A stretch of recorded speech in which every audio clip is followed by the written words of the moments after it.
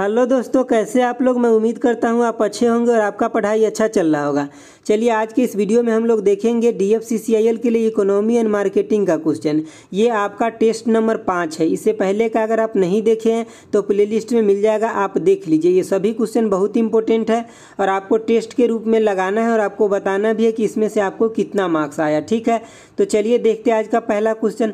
देखिए पहला क्वेश्चन है आपका कि which among the following is not a features of monopoly market structure. तो मतलब मोनोपोली मार्केट स्ट्रक्चर का फीचर इसमें से कौन नहीं है। तो इसमें से 3 अवेलेबल होगा और एक जो होगा वो गलत होगा, वही हमारा इस क्वेश्चन के लिए आंसर हो जाएगा। ठीक है, तो आपको आंसर पता चल गया। चलिए अब मैं बताता हूँ। देखिए इसका आंसर हो जाएगा ऑप्शन ए। क्या कह रहा है कि option available for a close substitute good. तो क्या कोई ऑप्शन रहता है मोनोपोली में? नहीं रहता। यही तो होता है मोनोपोली का मतलब कि उसमें सेलर जो होता है या प्रोड्यूसर होता है वो एक ही होता है। हम आपको एग्जाम्पल देकर के सब अच्छे से समझाए थे। ऑप्शन बी देखिए क्या लिखा है कि यानी कि single seller of A commodity. बिल्कुल सही है कि बाजार में क्या होता है, एक ही सेलर होता है। तो ये तो हो जाएगा इसका मोनोपोली का ये मतलब ये होता है पॉइंट। ठीक है, अगला देखिए कि फुल कंट्रोल ऑन प्राइस। तो बिल्कुल अगर अकेले रहेगा तो बाजार में दाम के ऊपर तो कंट्रोल रखेगा ही वही। ठीक है, तो ये भी हो जाएगा, मतलब ये सब सही है। आपसे गलत पूछा था तो मतलब आंसर ये हो जाएगा, लेकिन ये सब मोनोपोली का जो है ना ये सही स्टेटमेंट है। नेक्स्ट क्या है आपका चौथा नंबर, क्या मतलब डी जो है कि the different entry of a new firm. मतलब ठीक है, मतलब डिफिकल्ट होता है उसमें एंट्री करना। कैसे? तो इसमें एंट्री करने के लिए ना गवर्नमेंट से पहले आपको लाइसेंस पेटेंट ये सब लेना पड़ता है कि ये बहुत ज़्यादा डिफिकल्ट है कि आप इसमें एंट्री मारिएगा। ठीक है, तो इसीलिए इसका क्वेश्चन का आंसर क्या हो जाएगा ना कि ए हो जाएगा, ऑप्शन नंबर ए हो जाएगा कि इसके बदले कोई भी सब्स्टिट्यूट गुड अवेलेबल नहीं होता है, जबकि यहाँ बोल रहा है कि अवेलेबल होता है, इसीलिए क्या हो जाएगा ये गलत हो जाएगा। चलिए अगला देखते हैं हम क्वेश्चन क्या है। अगला आपका क्वेश्चन नंबर 2 है। देखिए आपका क्वेश्चन नंबर में 2 क्या कर रहा है कि आपको सीईओ पूछा जा रहा है किससे, ओरेकल कंपनी का। ये एक सॉफ्टवेयर रिलेटेड कंपनी है, तो आपको इतना ध्यान रखना है। ठीक है, और इसका सीईओ कौन हो जाएंगे तो आपको पता चल गया। चलिए अब मैं बताता हूँ। यानी कि सोफ्रा कार्ट जो है इसका सीईओ है। ठीक है, तो आपको ये अच्छे से याद रखना है। और इसका अगर कल्याण कृष्ण मूर्ति पूछे तो ये फ्लिपकार्ट के है। ठीक है, और सुंदर पिचाई आपको पता ही होगा कि गूगल के हैं सीईओ। ठीक है, और आपको एक बताना है इसमें क्या कि ये डी बताना है, क्या श्रीधर बम्बू जो है किस कंपनी के सीईओ है, आपको बताना ही बताना। ये थोड़ा सा मतलब डिफरेंट है, हट के, इसलिए मैं नहीं बता रहा हूँ, आपसे पूछ रहा हूँ और आपको बताना है मतलब इसके सीईओ कौन है कि श्रीधर यानी कि बम्बू जो है ये किस कंपनी के सीईओ है, ये आपको बताना है। चलिए देखते हैं तीसरा नंबर क्वेश्चन क्या है। देखिए आपका तीसरा नंबर क्वेश्चन है कि in economy dictionary what is the full form of SEBI. मतलब सेबी के फुल फॉर्म क्या होता है। तो देखिए सेबी के फुल फॉर्म के साथ साथ आप 2-3 चीज़ और भी याद रखिए, क्योंकि अगले बार हो सकता है कुछ और पूछ ले। तो इसका आंसर तो आपको पता चल ही गया होगा। चलिए मैं बता देता हूँ। इसका ऑप्शन ए हो जाएगा, security and exchange board of India हो जाएगा, इसका फुल फॉर्म हो जाएगा। लेकिन आपको याद क्या रखना है कि इसका स्थापना कब हुआ था, मतलब इस्टेब्लिशमेंट बोलिए या इसका स्थापना बोलिए। ठीक है, तो कब हुआ था तो इसका हुआ था 1988 में हुआ था इसका क्या स्थापना हुआ था। ये चीज़ें आपको याद रखना है। ठीक है, 12 अप्रैल को हुआ था, ये भी आप याद रखिए। 12 अप्रैल 1988 की इसका स्थापना हुआ था। लेकिन इसको पावर वैधानिक रूप से कब मिला था कार्य करने के लिए, तो ये मिला था आपको 30 जनवरी 1992 से इसको पावर मिल गया था वैधानिक रूप से काम करने के लिए। लेकिन इसका स्थापना कब हुआ था तो 1988 में हुआ था और ये हुआ था 12 अप्रैल को हुआ था। ठीक है, तो आपको ये दोनों डेट, अगर डेट नहीं याद रख पाते तो ईयर जरूर याद रखिए। समझ गया बातों को। चलिए इसका क्या काम क्या होता है सेबी का, तो इसका काम होता है कि मॉनिटर एंड रेगुलेट करना। किसको, जो सिक्योरिटी मार्केट है ना उसको ये रेगुलेट करता है या मॉनिटर करता है। उसमें बहुत सारा रूल होता है, उसको लागू भी करवाते हैं, और जो उसमें इन्वेस्टर होते हैं ना उनको ये प्रोटेक्ट करते हैं। मतलब उनको एक रास्ता देते हैं कि आप कैसे इन्वेस्ट करिए ताकि आपको प्रॉफिट हो सके बाजार में। समझ गए बातों को। तो इतना बात आपको यहां से याद रखना है। चलिए हम लोग देखते हैं चौथा नंबर क्वेश्चन क्या है। देखिए आपका चौथा नंबर क्वेश्चन ये क्या कह रहा है। चौथा नंबर क्वेश्चन देखिए कह रहा है कि the ministry of finance government of India has decided to provide an amount up to, मतलब कितना amount, to state as a interest free 50 year loan spending on the capital project of the financial year 2021-22। मतलब जो financial year 2021-22 का है इसमें कितना मतलब state को पैसा दिया गया है, किसके द्वारा, सेंट्रल गवर्नमेंट के द्वारा, कि आप बड़े प्रोजेक्ट पर क्या कीजिए कि इन्वेस्ट कीजिए, जिससे क्या हो कि स्टेट का अच्छा परफॉर्मेंस हो। ठीक है, बड़े प्रोजेक्ट मतलब कहने का कि जैसे कि इंडस्ट्री हो गया, अच्छा रोड मतलब इंफ्रास्ट्रक्चर हो गया, कम्युनिकेशन हो गया, इन सब बातों पर। तो कितना पैसा दिया गया तो 15,000 करोड़ दिया गया। कौन सा मतलब फाइनेंशियल ईयर में? तो 2021-22 फाइनेंशियल ईयर में दिया गया स्टेट को। किस लिए? तो कैपिटल प्रोजेक्ट के लिए दिया गया। तो ये आपको याद रखना है, 15,000 करोड़। ठीक है, चलिए देखते हैं अगला क्वेश्चन क्या है आपका अगला क्वेश्चन हो जाएगा 5 नंबर। देखिए 5 नंबर क्वेश्चन क्या कह रहा है कि मिक्स्ड इकोनॉमी रिफर्स टू, मतलब क्या होता है मिक्स्ड इकोनॉमी। तो देखिए जो इकोनॉमी है ना, जितना टाइप हो गया, जैसे कि मिक्स्ड इकोनॉमी मतलब सेपरेट इकोनॉमी, सब हम आपको पढ़ा चुके हैं अच्छे से। तो अगर नहीं देखे तो आप देख लीजिए, क्योंकि यहाँ से जो मार्केट है और इकोनॉमी है, यहाँ से 1 से 2 क्वेश्चन आपके एग्जाम में कन्फर्म आना है, और बहुत हार्ड नहीं आएगा, ईजी टाइप के ही क्वेश्चन आएगा। ठीक है, तो देखिए मिक्स्ड इकोनॉमी का क्या मतलब होता है? जहाँ पे को एग्जिस्टेंस हो। आपको आंसर पता चल गया ना? चलिए मैं बताता हूँ, इसका ऑप्शन सी हो जाएगा, यानी कि को एग्जिस्टेंस हो किसका? तो पब्लिक और प्राइवेट दोनों। देखिए जहाँ पे पब्लिक सेक्टर होगा और प्लस में क्या होगा?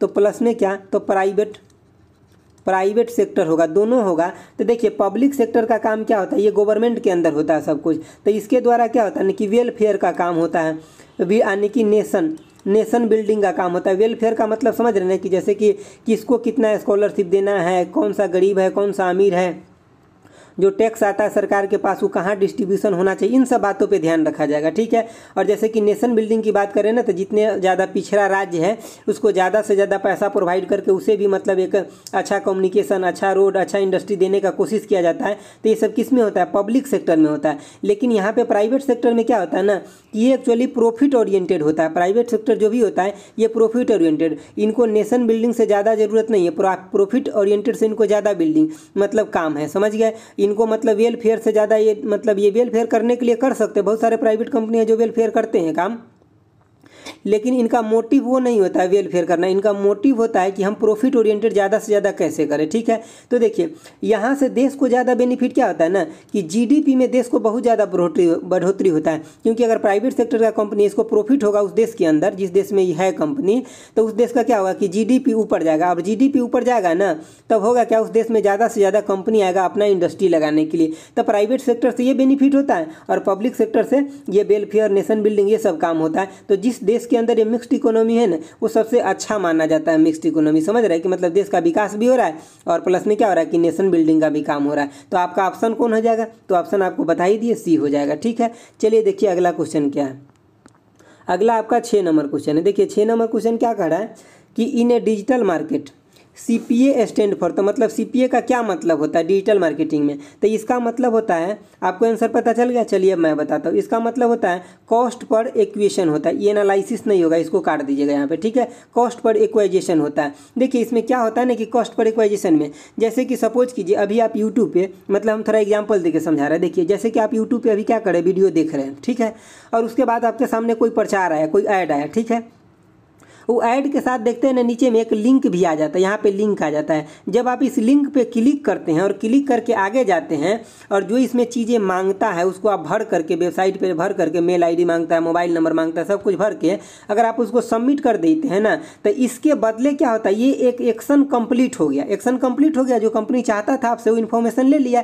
तो ये जो एक एक्शन कंप्लीट हो गया, इसके बदले कितना कॉस्ट होगा जिसको मेजर किया जाता है ना, उस कॉस्ट को मान लीजिए कि यूट्यूब पे मतलब ये लिंक शेयर हुआ, इस लिंक को देखे आप, क्लिक किए आप, लेकिन है तो किसी और कंपनी का ना, तो वो क्या हुआ ना कि इसके बदले कितना कॉस्ट उस कंपनी को पे करना पड़ेगा, चाहे यूट्यूब को मिलेगा, इसको जो एनालिसिस किया जाता है ना वही होता है क्या, यानी कि CPA होता है, यानी कि कॉस्ट पर एक्वाइजेशन होता है। समझ गए बातों को अच्छे से? चलिए ये किसके द्वारा किया जाता है डन? तो एक कस्टमर के द्वारा डन किया जाता है ये एक्शन, और ये होता है किसके लिए? तो एक कंपनी के प्रचार के लिए हो सकता है, उसको डाटा इकट्ठा करने के लिए हो सकता है, मतलब बहुत कुछ के लिए ये लिंक हो सकता है। ठीक है, चलिए अब हम लोग देखते हैं आगे आपका क्वेश्चन क्या है। देखिए आपका आगे है 7 नंबर क्वेश्चन। देखिए 7 नंबर क्वेश्चन क्या है, ये बहुत देखिए टैग लाइन से क्वेश्चन पिछले बार आ चुका है, इसीलिए टैग लाइन वाले क्वेश्चन पे आपको अच्छे से ध्यान रखना है। टैग लाइन और CO से रिलेटेड या तो आपको CRM में क्वेश्चन आ जाए या इकोनॉमी मार्केटिंग में आ जाए, कहीं ना कहीं ये क्वेश्चन देखने के लिए जरूर मिलेगा। ठीक है, तो आपसे पूछा क्या जा रहा है कि connecting people is a tag line, तो किस कंपनी का टैग लाइन है कनेक्टिंग पीपल? तो ये हो जाएगा, आपको आंसर पता चल गया। चलिए मैं बताता हूँ, ये नोकिया का टैग लाइन है। किसका है? नोकिया का, कनेक्टिंग पीपल। ठीक है, अब नोकिया के बारे में 2-3 चीज़ें याद रखिए। इस बार थोड़ा सा करंट अफेयर में भी 2020 में एक लाइन रहा है, तो इसलिए आपको याद रखना है। नोकिया कैसा कंपनी है, तो यह मल्टीनेशनल कंपनी है, ठीक है, टेलीकम्युनिकेशन कंपनी है, ठीक है। देखिए इसका स्थापना कब हुआ था, अगर स्थापना पूछ ले यहाँ पे तो मैं लिख देता हूँ, थोड़ा मेरा इधर पेन चल रहा है। देखिए 1865 में इसका स्थापना हुआ था। इसका अगर हेड क्वार्टर पूछ ले कहाँ पे, तो आपको क्या बताना है कि फिनलैंड में इसका हेड क्वार्टर है नोकिया का, ठीक है। इसका अगर आपसे सीईओ पूछ ले, तो सीईओ पूछ ले तो कौन हो जाएगा इसका, तो पेक्का इसका सीईओ हो जाएंगे। पेक्का यानी कि लैंडमार्क है, ठीक है, लैंडमार्क, ठीक है, लैंडमार्क्स इसका सीईओ है। तो आप पेक्का भी याद रखते हैं ना, तो आपको काम चल जाएगा, ठीक है। पेक्का लैंडमार्क इसका सीईओ है, ये चीज़ें आपको याद रखना है। एक चीज़ और आपको इसको क्या याद रखना है कि 2020 में, कब 2020 में नोकिया कंपनी को मतलब नासा के द्वारा बोला गया, नासा के द्वारा सेलेक्ट किया गया नोकिया कंपनी को, किस लिए, तो इनको बोला गया कि आप मून के ऊपर क्या कीजिए, एक नेटवर्क बनाइए, सेलुलर नेटवर्क बनाइए। कहाँ पे, तो मून के ऊपर, ठीक है। तो आपसे पूछा जा सकता है कि किस कंपनी को सिलेक्ट किया नासा के द्वारा कि मून पर आप एक सेलुलर नेटवर्क बनाइए, तो ये नोकिया को ही सिलेक्ट किया गया था, ठीक है। चलिए, तो ये चीज़ आपको यहाँ से याद रखना है। आगे थोड़ा और याद रख लीजिए, जैसे कि यहाँ पे आप इसको मैं इरेज करता हूँ, चाहे देख लीजिए यहाँ पे, जैसे कि मेट्रोला का कंपनी का टैगलाइन क्या है, तो हेलो मोटो इसका टैगलाइन है, क्या है कि हेलो मोटो इसका टैगलाइन है, ठीक है। आपके अगर इसका पूछ दें कि यानी कि HTC का मतलब टैगलाइन क्या है, तो इसका है it's everything you want it to be. मतलब मैं लिखता नहीं हूँ, आप सुन लीजिए, एक बार और रिपीट कर देता हूँ। देखिए it's everything you want it to be, ठीक है, इतना इसका मतलब टैगलाइन है, ठीक है। इसका ज़्यादा इंपॉर्टेंट नहीं, इसीलिए नहीं लिखा हूँ, लेकिन मेट्रोला का इंपॉर्टेंट है, ये लिख लेना है आपको। सैमसंग का क्या है, मतलब जो टैगलाइन है क्या है, मैं यहाँ पे लिख देता हूँ। आप देखिए सैमसंग का जो टैगलाइन है, welcome to the everyday epics, क्या है, welcome to the everyday epics. मैं इधर लिख देता हूँ, इधर मेरा पेन नहीं चल रहा है, इपिक्स, ठीक है। ये इसका टैगलाइन है, किसका, सैमसंग कंपनी का। तो ये सब आपको यहाँ से याद रखना है। चलिए हम लोग देखते हैं आगे क्वेश्चन क्या, 8 नंबर। देखिए आपका 8 नंबर क्वेश्चन है, कह रहा है a benchmark that is use by investor and portfolio manager to measure the market performance is known है। तो हम उसको क्या बोलते हैं, जो मार्केट परफॉर्मेंस को मेजर करने के लिए एक बेंचमार्क का यूज किया जाता है, किसके द्वारा, तो इन्वेस्टर के द्वारा और पोर्टफोलियो मैनेजर के द्वारा यूज किया जाता है। तो हम उसको क्या बोलते हैं, आपको आंसर पता चल गया। चलिए मैं बताता हूँ इसको क्या बोलते हैं, तो हम इसको इंडेक्स बोलते हैं। देखिए ये बुल और बियर जो होता है ना, ये स्टॉक बाजार से रिलेटेड टर्म है, ठीक है। और स्टॉक बाजार से रिलेटेड ये टर्म है ना, तो जब बुल का मतलब क्या होता है, जब बाजार में शेयर का रेट बढ़ने लगता है तो हम उसको बुल बोलते हैं, और जब उसका रेट घटने लगता है तो हम उसको क्या बोलते हैं, बियर बोलते हैं। अब थोड़ा सा यहाँ बेंचमार्क के बारे में आप समझ लीजिए, ठीक है, ये क्वेश्चन पूछा जा सकता है। देखिए बेंचमार्क का मतलब क्या हो गया ना, एक लेवल हो गया जिसको अभी तक कोई ब्रेक नहीं किया है, ठीक है। जिस दिन उसको कोई ब्रेक कर देगा तो किसी और कंपनी का बेंचमार्क बन जाएगा वो, ठीक है। सपोज कीजिए हम एग्जाम्पल लेते हैं किसका, कि एप्पल कंपनी के कैमरा का एग्जाम्पल ले लेते हैं, कैमरा का, ठीक है। तो एप्पल कंपनी ने ऐसा दावा करा है कि जितना अच्छा मेरा कैमरा है उतना अच्छा अभी किसी और कंपनी के मोबाइल का नहीं है। इसके मतलब क्या है, एप्पल कंपनी के लिए ये कैमरा क्या है, मतलब वो बेंचमार्क है उस कंपनी के लिए, मतलब इसके लेवल को अभी कोई ब्रेक नहीं किया है, समझ रहे, यही होता है बेंचमार्क। जैसे कि अगर हम शेयर बाजार की बात करें, शेयर बाजार जैसे कि मतलब शेयर मार्केट की अगर बात करें, शेयर मार्केट में अगर हम बोलेंगे कि बेंचमार्क क्या है, तो आप बोलिएगा कि सर निफ्टी हो गया, सेंसेक्स हो गया। तो ये सब क्या है, ये सब हो गया आपका बेंचमार्क हो गया। यहाँ से क्या करता है, जो इन्वेस्टर होता है ना, वो जो प्राइस है मतलब किसी भी चीज़ का, उसका क्या कर लेता है कि आइडिया लगा लेता है कि अभी करंट में क्या चल रहा है, ओल्ड में क्या है, इसको यहाँ से एक रेफरेंस मिल जाता है, मतलब यहाँ से कंपेयर कर लेते हैं जो इन्वेस्टर होते हैं वो, समझिए। तो ये क्या हो गया, एक बेंचमार्क हो गया, मतलब यहाँ पे एक लेवल दिखाई दे रहा है, किसको, इन्वेस्टर को, समझ गए बातों को। चलिए तो हम इसको क्या बोलेंगे, इन्वेस्ट, मतलब इस क्वेश्चन का जो आंसर हो जाएगा इंडेक्स हो जाएगा। चलिए अगला क्वेश्चन देखते हैं। देखिए आपका अगला क्वेश्चन है 9 नंबर। दोस्तों अगर अभी तक आप इस वीडियो को लाइक और शेयर नहीं किए हैं तो जरूर कर दीजिए, क्योंकि आपको क्वेश्चन देख करके लग रहा होगा कि सर बहुत मेहनत करके लेकर के आए हैं। तो आप जरूर क्या कीजिए कि लाइक कीजिए, शेयर कीजिए और सब्सक्राइब कीजिए। अगर नहीं किए तो अभी कर दीजिए। आप भूल जाते हैं लास्ट में और करते नहीं और देख करके सिर्फ चले जाते हैं, ठीक है। हालांकि आप लोगों का जो कॉमेंट रहता है और लाइक रहता है ये बहुत अच्छा रहता है, मैं मानता हूँ इस बातों को, लेकिन और थोड़ा सा करिए, ठीक है। और दोबारा मत कीजिएगा, अगर दोबारा कीजिएगा तो हट भी जाएगा, इस बात का ध्यान रखना है आपको, ठीक है। मतलब सिर्फ लाइक दोबारा नहीं करना है, एक ही बार करना है। देखिए 9 नंबर क्वेश्चन आपका क्या है, कह रहा है कि what is the regressive tax. Regressive tax क्या होता है, हालांकि हम ये आपको पढ़ा चुके अच्छे से, लेकिन फिर से हम क्वेश्चन में कंसीडर कर लिए क्योंकि थोड़ा सा यहाँ पे क्या है ना कि ऑप्शन के अकॉर्डिंग चेंज है चीज़ें, इसीलिए। तो आपको इसका आंसर पता चल गया। चलिए अब मैं बता देता हूँ इसका आंसर क्या हो जाएगा। इसका आंसर हो जाएगा ऑप्शन ए। देखिए क्या कह रहा है कि यानी कि tax rate decrease as the taxable amount increase. ठीक है, जब टैक्स रेट क्या हो जाता है, डिक्रीज हो जाता है, जब टैक्सेबल अमाउंट होता है इंक्रीज कर जाता है तब। समझिए, हम एक आपको एग्जाम्पल से समझाते हैं। जैसे कि देखिए, अगर मैं एग्जाम्पल दूँ कि कौन सा टैक्स होगा, तो जितना भी इनडायरेक्ट जो टैक्स है ना, ये किस में आता है, तो ये रिग्रेसिव टैक्स में आता है। अगर हम बोलूँ कौन सा, तो जीएसटी आप ले लीजिए। जीएसटी है कैसा है, तो ये रिग्रेसिव टैक्स ही है। कैसे, तो मैं बताता हूँ। देखिए सपोज कीजिए आप यहाँ पे एक आप है यहाँ पे, ठीक है, अभी आपका स्टूडेंट कैटेगरी है, और एक यहाँ पे है भाई साहब बिजनेसमैन है। ठीक है, बिजनेसमैन है। अब यहाँ पे दुकान में गए और 100 रुपया का सामान खरीदे। ठीक है, 100 रुपया का दुकान का ये मूल्य है सामान का। अब यहाँ पे जब आपका स्टूडेंट का कैटेगरी है तो गए, आपका इनकम तो बिल्कुल अभी नहीं होगा, घर से आता होगा, चाहे आप इनकम करते भी होगा। तो सपोज कीजिए आपका 500 पर डे का इनकम है, तभी भी आप क्या किए, 100 रुपया में सामान खरीदे, क्योंकि दुकान में सामान का दाम कितना, 100 रुपया है। ये बिजनेसमैन भाई साहब है, इनका पर डे का 5000 रुपया इनकम है। ठीक है, तभी भी ये दुकान में है और यही 100 रुपया का सामान खरीदे। अब ये 100 रुपया का सामान के ऊपर अगर जीएसटी मान लीजिए कि अगर 5 रुपया लगा रहा होगा अगर, तो क्या हो जाएगा, 5 रुपया आप भी भरे और ये जो बिजनेसमैन भाई साहब है ये भी 5 रुपया ही भरे। तो इसका मतलब क्या हो गया कि टैक्स का अगर रेट का बर्डन देखें ना, टैक्स रेट का बर्डन, टैक्स रेट कैसे निकालिएगा, आप अपने लिए निकालिएगा तो 5/500, बिजनेसमैन वाले भाई साहब के लिए निकालिएगा तो 5/, में कितना, 5000। तो इसके मतलब टैक्स का रेट का बर्डन जो है ना आपके ऊपर ज़्यादा है, जबकि बिजनेसमैन वाले भाई साहब जो ज़्यादा जिनका इनकम है उसके ऊपर क्या है, तो कम है। तो यही होता है क्या, रिग्रेसिव टैक्स होता है। मतलब ये टैक्स गरीबों के ऊपर ज़्यादा बर्डन डालता है और अमीरों के ऊपर कम बर्डन डालता है रेट ऑफ टैक्स में। ठीक है, जितना उनका कमाई है उसके हिसाब से। तो आप समझ गए बातों को। चलिए अगर मैं थोड़ा अगर बात कर दूं एक लाइन की प्रोग्रेसिव टैक्स क्या होता है, तो देखिए ये तो हो गया रिग्रेसिव, हम आपको समझा दिए। अगर यहीं पे अगर प्रोग्रेसिव टैक्स पूछा रहता तो ये क्या होता है ना कि डायरेक्टली प्रोपोर्शनल इनकम होता है। मतलब जितना ज़्यादा आपका इनकम होगा उतना ज़्यादा टैक्स लगेगा। समझ गए बातों को। तो इसमें प्रोग्रेसिव टैक्स में क्या होता है कि अमीरों को ज़्यादा पे करना पड़ता है और जिसका इनकम कम है, गरीब है, उसको कम पे करना पड़ता है। तो यही होता है क्या, प्रोग्रेसिव टैक्स। समझ गए दोनों चीज़ अब अच्छे से। चलिए अब हम लोग अगला क्वेश्चन देखते हैं। देखिए अगला है आपका 10 नंबर क्वेश्चन।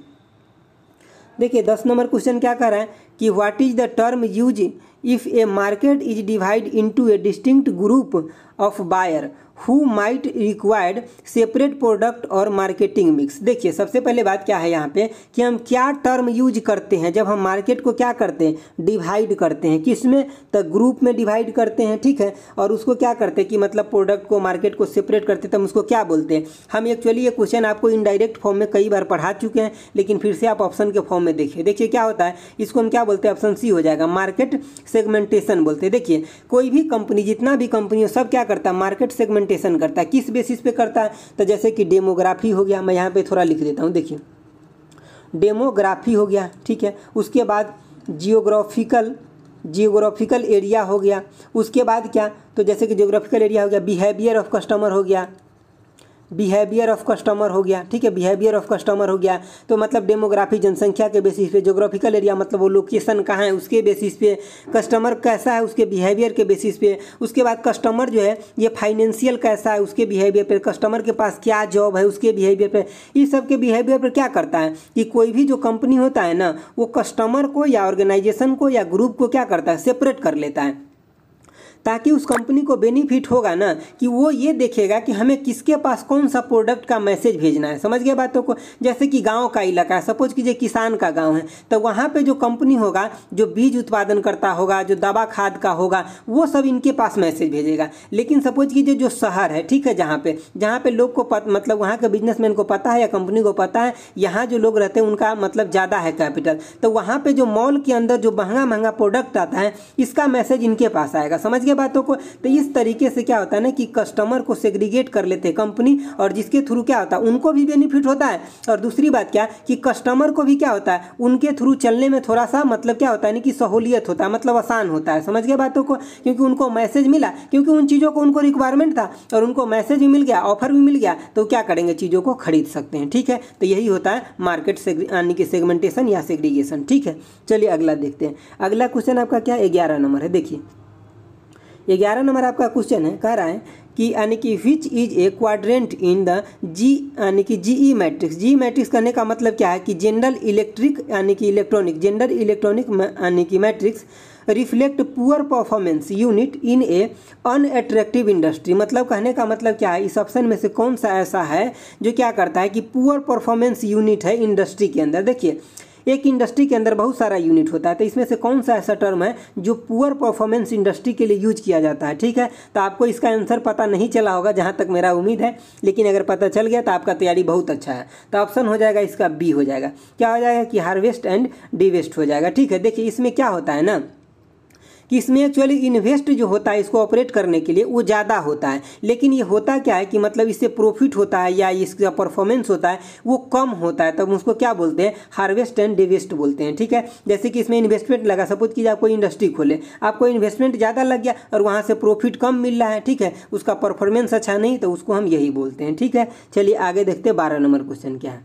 देखिए आपका 12 नंबर क्वेश्चन है कि what is the amount of first installment of the central share of the state disaster response fund for the financial year 2021-22 to all the state. देखिए आपको इकोनॉमी मार्केटिंग के अंदर एक दो क्वेश्चन करंट इकोनॉमी का देखने के लिए जरूर मिलेगा। ठीक है, इसीलिए इसमें इंक्लूड किया गया है। तो देखिए फर्स्ट यहाँ पे क्वेश्चन क्या कर रहा है कि फर्स्ट इंस्टॉलमेंट के अंदर सेंट्रल गवर्नमेंट के द्वारा स्टेट गवर्नमेंट को कितना मतलब शेयर किया गया है पैसा, मतलब उनको क्या करने के लिए कि जो भी अभी डिजास्टर है उनको मैनेज करने के लिए। ठीक है, तो इसमें से जो इनको मिला है स्टेट गवर्नमेंट को, ये अधिक से अधिक कहाँ पे खर्चा किए, जैसे कि उनको कोविड-19 के सिचुएशन में बहुत ज़्यादा प्रॉब्लम हो गया था स्टेट सबको अपने स्टेट को पब्लिक को संभालने के लिए, तो उस सब में खर्च किया गया ज़्यादा से ज़्यादा। तो इनको कितना पैसा मिला ये आपसे पूछा जा रहा है, तो ये मिला है कितना 8873.6 करोड़ रुपया मिला है। समझ गया स्टेट को, ये किसको, तो सभी स्टेट को मिला है 2000 यानी कि 2021-22 के फाइनेंशियल ईयर में ऑल स्टेट को ये पैसा मिला है। ठीक है,